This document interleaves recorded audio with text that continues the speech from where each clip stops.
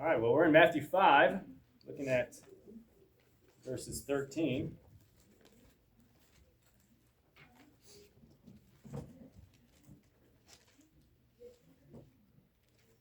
We've been studying through the life of Christ, and we have reached the point where in his life, chronologically, and a possibility of how it happened in this chronological order, we've come to the Sermon on the Mount. And in verses 1 through 12, we insisted that the Beatitudes were what?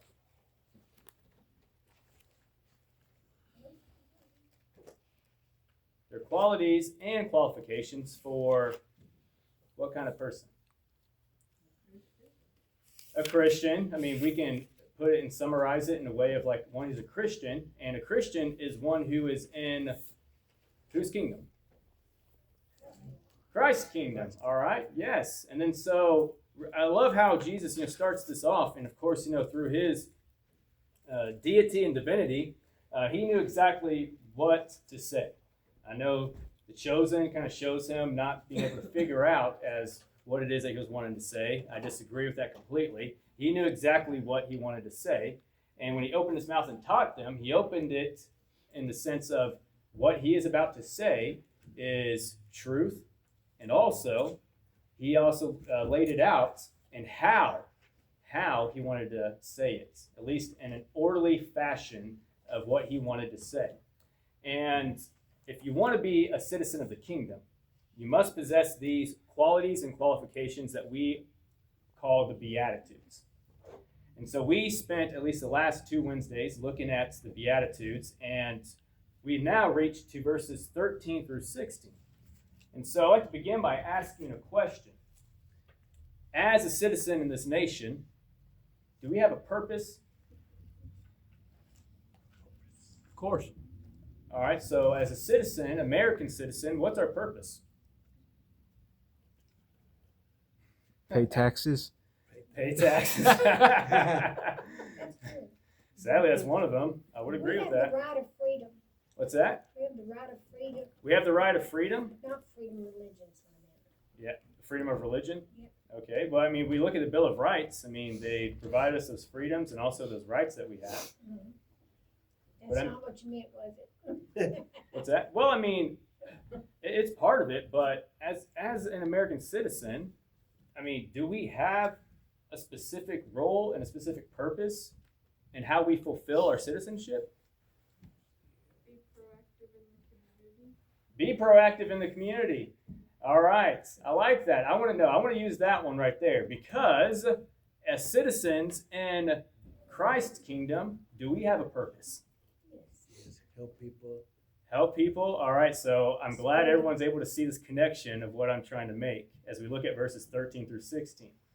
As verses 1 through 12 dealt with qualities and qualifications to be a citizen of the heavenly kingdom, here in verses 13 through 16, Christ did not leave us without a purpose. As his citizens, as Christians, as his disciples, we have a purpose that we need to fulfill. We have a role. And what's that role? Well, let's look at verses 13 through 16, shall we? Somebody go ahead and read that. Matthew 5, verse 13 through 16. You are the salt of the earth, but if the salt hath lost its savor, wherewith shall it be salted? It is thenceforth good for nothing but to be cast out and to be trodden under foot of men. You are the light of the world. A city that is set on a hill cannot be hid. Neither do men light a candle and put it under a bushel, but on a candlestick, and give it light unto all that are in the house. Let your light so shine before men that they may see your good works and glorify your Father which is in heaven. All right, thank you. Let me ask you this. What is your most valuable possession? Or one of your most valuable possessions? Your kids? Your family. Your family, absolutely. What else? Oh, she said her husband. Oh, Your soul. thank you. Your spouse, probably, would you say? Yeah. Yep. And it's okay for you Our to soul share. is What's very that? valuable. Huh? Our soul is very valuable. Yes, our soul is very valuable. Now, let me ask you this, okay? What is something that is very valuable that you can lose and it's very hard to gain back its value? Reputation. Reputation, okay. Trust can be linked with that because if your reputation doesn't hold up, you lose that trust, okay? So that's connected with it. So yes, your reputation, your character, your influence. Solomon says multiple times in Ecclesiastes and even in Proverbs that one's reputation or character is much better and finer than Gold and silver. gold, silver, the most precious of perfumes and ointments. I believe that's Ecclesiastes chapter 7, verse 1. Yes, a man's reputation or character is better than the most fine ointment or perfume that you can even think of or imagine. Finer than gold and silver. All right, and gold, silver, and precious, perfume. I mean, nowadays when you look at the prices of perfume and fragrances, they're pretty high, right? Yep. I have my scent that I like is the very original green bottle Polo, the first one. Brute. Not Polo blue or black or red or Green. semi blue or aqua. All those other no, the regular classic green bottle Polo. That's my favorite one right there. $80 a bottle. Woo! Man. I think I just stink for that price. Yeah. Yep. Yep. You just rather stink instead of paying that price. Well, a lot of people would agree with you on that. I'm sort of on the fence of not wanting to get another Polo bottle. How pricey it is, but those are valuable, right? But guess what? Eventually, you can spend $80 and you can get that $80 back, right? But what about your reputation when it's hurt and tarnished and damaged? It takes forever. It takes almost forever. Yes. To me, it's almost like credit in the sense. So hard to build credit. Oh, but you miss one little thing and you lose like 40 points. It's like, really? One day late, I lose 40 points, but I paid on time, for 6 months straight, and I only gained like 8 points. Really? Huh. But that's credit. I mean, that's how it is. Same with reputation. It's hard to gain it back. Easy to hurt, but hard to gain it back. Well, here, what Jesus is talking about as your purpose as being a citizen in the kingdom of heaven, you are to be salt and light. You are to have influence. You are to have reputation in the community. When you're proactive in the community. And so, our present text, chapter 5, verse 13 through 16, what is the purpose of having our qualities that were mentioned in verses 1 through 12? Now, what is the goal and mission of the individual who's a citizen of the heavenly kingdom? Well, this, verse 13 through 16, answers that question. The God-approved citizen's purpose is to be salt of the earth and light of the world, having a godly influence and righteousness that impacts the lives of others. And so Jesus uses at least two analogies that were very familiar with people of that day and very simple for us to understand in the 21st century. Salt and light, okay? Now, when salt does not fulfill its purpose, what happens to it? What does Jesus say? No good. It's no good. It's no good. And so, salt had many uses in Jesus' day. And if you look at question number 1 of the handout sheet, everybody get the new handout sheet? Anybody need one? Show of hands. All right, Mark will assist you and give you the new handout sheet. But question 1 states, why was salt so significant in the first century period? It was a commodity. It was trading. It was valuable. It was trading, it was valuable. But why was it valuable? What made Well, salt so valuable? It could heal. It could flavor. It could Yes. purify. It could preserve. It could buy something, and it could destroy something. There you go. All right, he listed all of them. There you go. Yep. Got it spoon-fed to you. All those answers right there. But what's interesting is that of how valuable in serving all of those purposes, not only was it used in trading, but it was also used as a form of payment. You can get paid in salt. let me ask you this today: those who are having full-time jobs, part-time jobs. I mean, what if your boss came to you and says, "Hey, I actually don't have money to give you, but here's some salt." What would you say? You better find me. You better find money. Salt's not what's going to pay my utility bills and my rent and mortgage and everything, right? It's not going to pay for my school. No. I mean, you're going to need cash. You're going to need the dough. If it was gold instead of salt, we might like it. Oh, yeah. Because the stock market and gold is what? Ooh, gold's starting to get a little high. Almost like gold back then? Huh? It was that valuable, the salt? It was that valuable, yes. I mean, it was used as a form of payment. It was a preservative. It purified. It was used for healing. It was used to flavor food. It had all of these purposes. It was used in medicines, and it was used to even thaw ice. It was even included with the Levitical sacrifices under the Old Testament. You can look at Leviticus chapter 2, verse 13 for that. But according to our text, it most likely seems that Jesus had in mind two basic functions of salt: seasoning and preservation, to preserve. How does salt preserve food? How does it preserve things?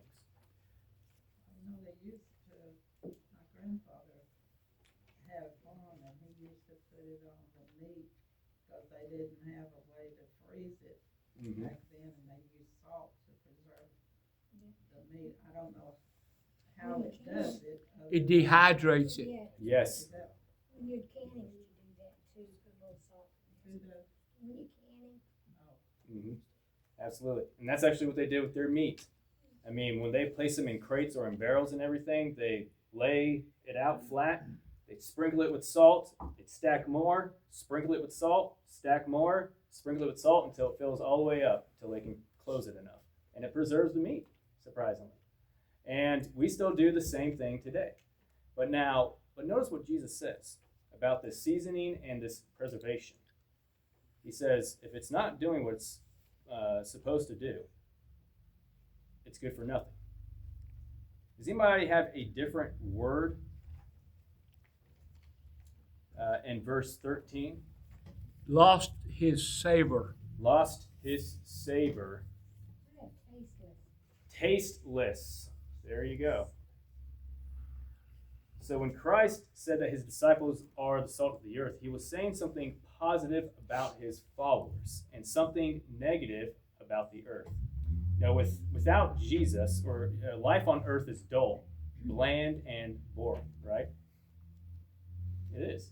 Skeptics today would say that religion, or they say religion, but specifically they're attacking Christianity.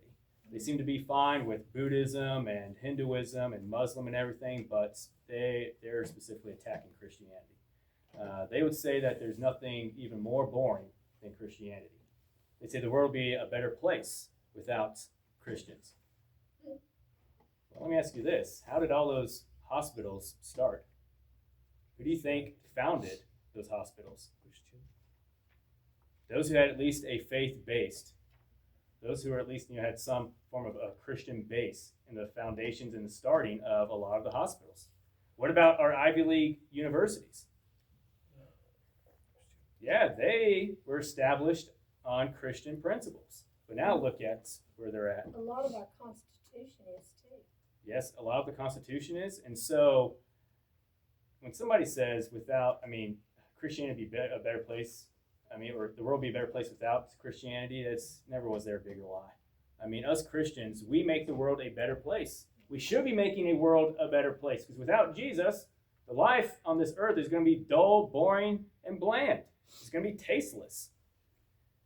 Now, how does salt, though, lose its taste?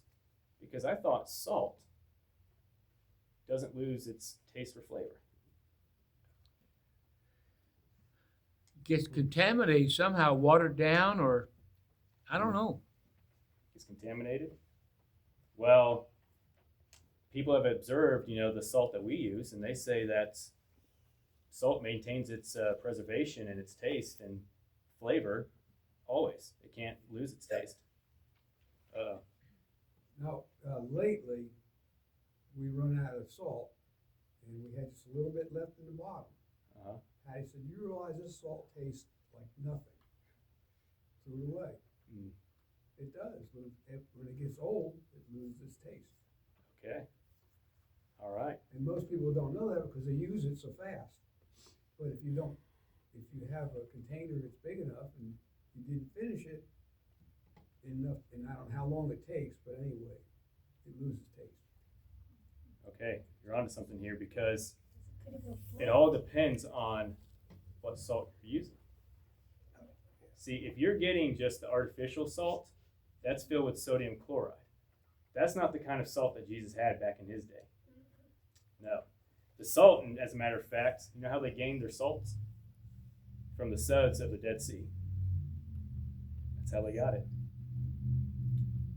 Now, don't ask me to go into all the scientific details on how they, I guess, extract the salt from the suds from the Dead Sea. It's a long process, but, however, there's times in the throughout the year, specific seasons throughout the year, in which the suds from the Dead Sea actually foam and they rise very often.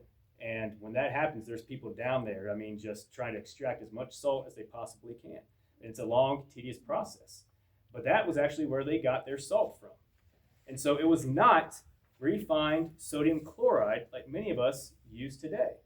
The salt of Palestine came chiefly from the crystals, like I mentioned, gathered from the residue or the suds of evaporated water taken from the Dead Sea.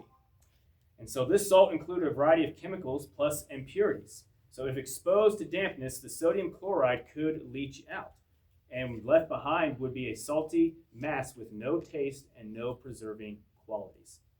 So yeah, the salt that they had back in that day could easily and quickly lose its taste. And so nothing can save salt if the salt has lost its saving power. And so let me ask you this. If us, Christians, disciples, who are called to be salt and to give flavor into the community, if we have lost our taste, if we're not giving out the Christ-like influence that we need to make in the community, then what's going to happen to the community? What's going to happen to the church? They won't want to be around us. They're not going to want to be around us. Yes, we lost our power. We lost our effect. And eventually, if the community is not going to be influenced by the church, and then we die off, what's going to happen? What's going to happen to this building? It's going to be abandoned. It's going to be empty. Now, of course, the building's not the church. We are the church, the people who are made up of the body of Christ. We are the church. But if we are not fulfilling our role and our responsibility in influencing the community like we should, then Christ says that you're worthless. Those are the words he says. It's what? It's good for nothing. Who wants to be good for nothing? Who wants to be good for something and everything? Yes, we all do, of course. We all do. But however, actions speak louder than words. We all say that we do, but we need to put forth the action and actually show it that we actually want to be good for something and everything. We want to influence the community of Denison here and to show them the love and the light of Jesus Christ. And if we're not fulfilling our role and purpose and responsibility as citizens of the heavenly kingdom, Jesus says that the worthless salt, the good-for-nothing salt, is going to be what? Thrown out? Walked on. Yeah, thrown out and then walked and trampled under people's feet. Notice that phrase, thrown out. All right, so us Christians who are in Christ Jesus, we're in the kingdom of heaven. But if we're not doing our purpose and fulfilling our role, what's Christ going to do? We're going to be thrown out. We're going to be thrown out. Those aren't my words. Those are the words of Jesus. And so we need to give flavor. We need to give flavor to the community of Denison. And so how might we as Christians season the community of Denison? How do we give it the flavor of Jesus Christ? What are some things that we could do? Set good examples for people. I know when I was working, there was one lady that was, bad words was all she knew to say just about. But when I was in the room where she was, she said, I don't you, and I won't say any of that while you're in here. Mhm. It made me feel real good to know that she really felt that way, you know, so it causes other people to watch what they say and do if they're watching you. Mm-hmm. Absolutely. That's a great example. Now, what about like at school or at work? I mean, when you are actually influencing your environment at work and like your boss, your manager sees it, what are they going to think? All depends on them. What's that? It depends on them. Depends on them, but let me ask you this though. Let's say like the manager, one of the managers ends up quitting, and so they need a replacement manager. And they look at you and they remember the good influence that you had and have been showing. Who do you think they're going to consider wanting to put someone in that? Who are they going to want to put as that manager? The guy that's being good, I guess. Yes, you, the one who is influencing your environment at work, showing them what Christ looks like by your behavior, by your conduct, by your attitude. You're reliable. You're a trustworthy person. People are going to take notice of that. Customers will take notice of that. Your patients will take notice of that. Your clients will take notice of that. Your boss will take notice of that. Their boss's boss will take notice of that. And who knows? Now, there's a, oh man, I wish Dave was in here because I wanted him to share this story. But there was he was telling me a story about someone that he knew.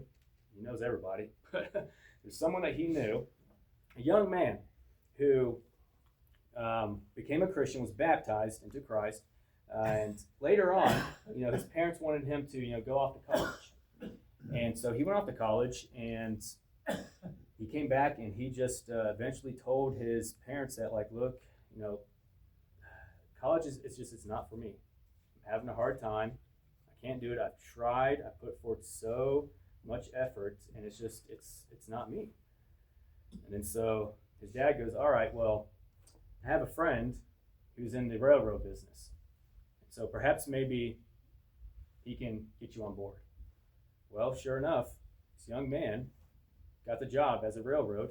And so what his job to do was to at least, help, fix the railroads, basically, for the trains. Well, he was a Christian man, and he influenced his environment and and the atmosphere around him with Jesus Christ. Behaving, acting, conducting himself like Jesus Christ. Well, one of the high positions needed to be filled. I know who you're talking about. You know who you're talking about? I Yeah. know who you're talking about. And so the boss looked around, and he knew this young man by his influence, his character, and his reputation. A trustworthy man, reliable, and guess what happened? He got that big, high position. And long story short, this man became a very, very rich and wealthy man. And all the money he had, he was putting it towards the Lord's work, supporting missionaries everywhere. All because, why? Because he dropped out of college? Not just because he dropped out of college, but because of his reputation, his influence, the kind of person he was. I mean, he wasn't expecting to be blessed like that, but God blessed him richly. Now, is that going to happen for everybody? No. It won't happen to everybody. But you see how much of an impact you can put in the lives of people when they are watching you, when they're looking at you, when they're examining you. People notice your influence. What kind of influence are we giving out to others? Ashley. Do you mind if I share a quick thing that happened last week? Go right ahead. Yes. Okay, so it does pertain to this. I had went to Walmart and I knew I was going to have to get gas after Walmart, but I just completely forgot about it. I don't know why I did that, but I was on my way home and I saw a little small fire on the side of the road, and I was like, oh, there's probably someone burning their brush or whatever. Well, a little bit later down the road, I see a bigger one that's also right next to the road, and I'm like, okay, that's definitely not an accident.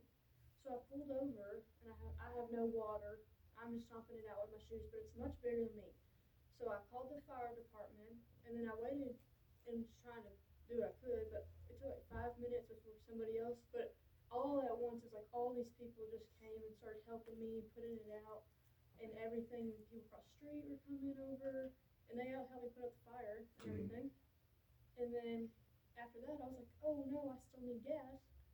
I made it to the gas station with 3 miles in the tank, which is insane. Yeah. So I was like, I was put there in that moment for something, because who knows if I didn't stop, would anybody else? That's right. So it's crazy. It is. It's wild. And so you saw the effect that you had on the environment and the atmosphere around you because you responded and you shared through your conduct, through your attitude, through your behavior, Jesus Christ. And folks, I'm sure everybody in here has got stories like that. Maybe that guy that dropped out of college. What's that? Maybe that guy that dropped out of college realized that it was going to ruin his reputation. It could have been. Maybe yeah. it was a bad environment for him to be in. It could have been. I mean, that's a huge possibility. I mean, David didn't know. I mean, David just said, like, he just came back and just told his parents that college wasn't for him. And so really don't know why specifically, but it could be the fact that, yeah, he got out of that situation where he knew that his reputation or his character will be tarnished. And so that's another great lesson that we learned is like, one of the things that frustrates me is that every now and then I like to maybe treat myself to like a nice little protein shake after a good workout. And so I go over to CJ's Brew just like once in a while, not all the time. But the thing that frustrates me is that like every time I go there, the only parking space that's open and available is the one right in front of that tobacco store right next to it. I'm just like, come on. And so I keep thinking like, well, Go for I could park there, run in there real quick, but it's like, should I take that chance? Because the thing is that, yeah, I'm sure if one of y'all probably saw my truck in front of there, you'd probably be thinking, oh, I know Cory. He's probably not getting tobacco or anything like that. But however, maybe some people out in the community who know me may see my truck right there in front and be like, that's that preacher over there. I wonder what he's doing. Over that. Yeah. just get a thing. And so I could be wise and think about my character and reputation and say, all right, I guess I'll go ahead and park a block down and walk my cowboy boots all the way over here. Or I could just say, I don't need a protein shake, or just leave.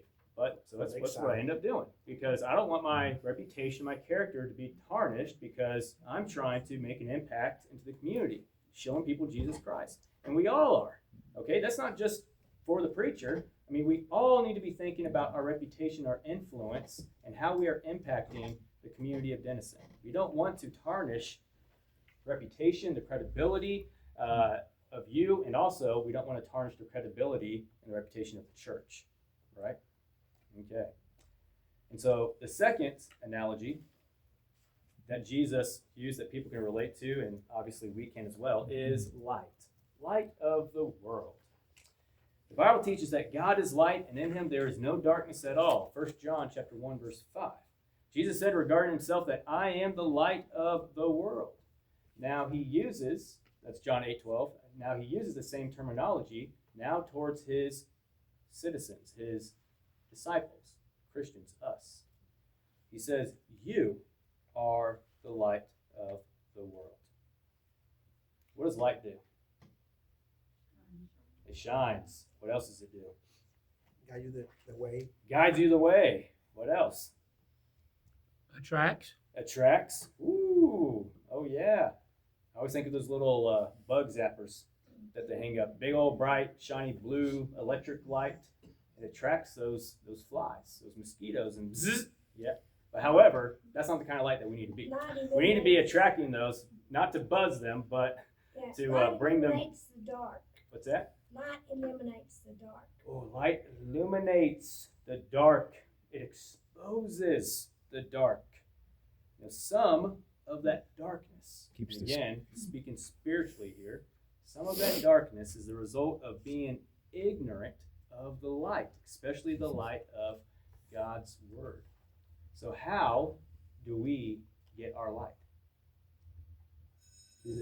Oh, Trevor, come on. What? In the Bible? In the Bible, yes. Now, Jesus is the light of the world, so we get it from him, but how do we access Jesus through his word. Yes, through his written word, because these are the words of Jesus, and what he provides for us is light. And when we soak it in, just like Greg was mentioning in his Devo, saying like, when we change ourselves, who do we want to be like? We want to be like Jesus. Jesus is the light of the world. The only way for us to be lights of the world is when we become like Jesus. Yes. All right, well, I'll go ahead and leave it there since the bell rang. But next week we will move on to verses 17 through 20. But toward the beginning of class, I would like to at least maybe mention a few other interesting things about light and darkness. So go ahead and read on to verses 17 through 20, because that's going to be the next section that we'll look at. If there's not anything else, then we're... What's that? It helps you to find your way. Yes, it does. It's Psalm 119, verse 105. Thy word is a lamp unto my feet and a light unto my path. Yes, it guides us and helps us to find our way to the eternal home in heaven. All right, well, we're dismissed. Thank you, everyone.